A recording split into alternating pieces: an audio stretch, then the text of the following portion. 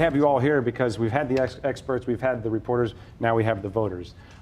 You've been listening in, you've been monitoring the Twitter sphere, as Ed brought up earlier. What's piquing your interest about this conversation tonight as we go ahead to 2013 and talking politics? I open it up to you all. Well, go ahead. Well, I don't know. I mean, the thing that sort of stood out to me was, and we've not talked about as much, is about, I guess, the local level with Mayor Slay and him running and his, I guess, people running against him.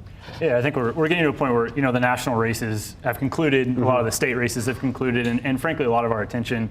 I mean, it's a season to turn locally. Look at the aldermanic races coming up. Look at the mayoral race coming up, and really, those races in the city are really in the primaries because we're really a one-party city, and so that's coming up really just right around the corner.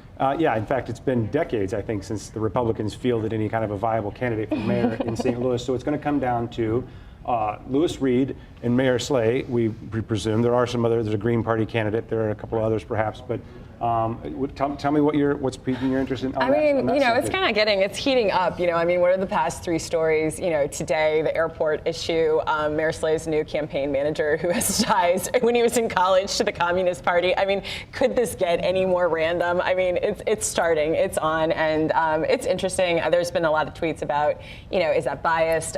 Just when we were worried there wouldn't be any mud for several months. We've got it right here in 2013. Yeah, I mean, it's going to be interesting, and we were having an interesting dialogue, off camera, and I don't know. I mean, Bear has some interesting thoughts, but I like the fact that it is heating up. It brings a lot of dialogue. I think people are looking for new topics, new conversations, new blood on one end, but I do think people are a little skeptical about perhaps some of the things that Lewis Reed might present or stand for. But I actually really am excited and interested to just see things get shaken up.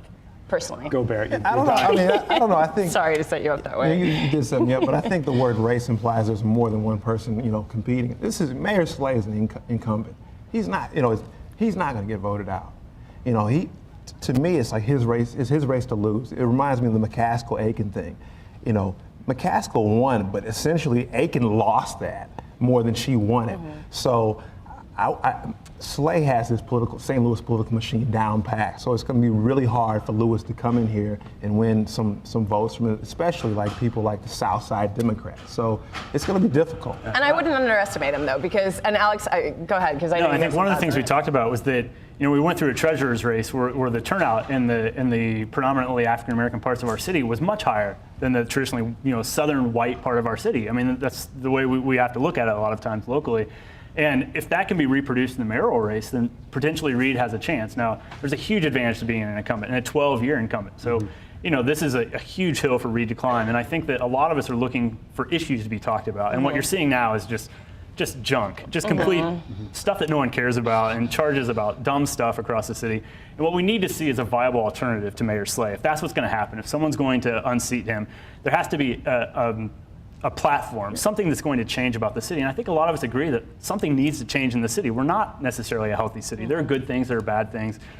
A lot of us would like to see change, but there needs to be a viable alternative. And we said that, there's not a viable second party in the city, and ultimately that really hurts us, because what we see are Democrats fighting for kind of leadership positions and partitioning out leadership roles and jobs and things like that. And it kind of gets decided in a primary where turnout is just incredibly low. Let's talk briefly, if we can, quickly about the state legislature. We have the top-ranking individual for both the Senate and the House, kind of from our area, Eureka and St. Charles.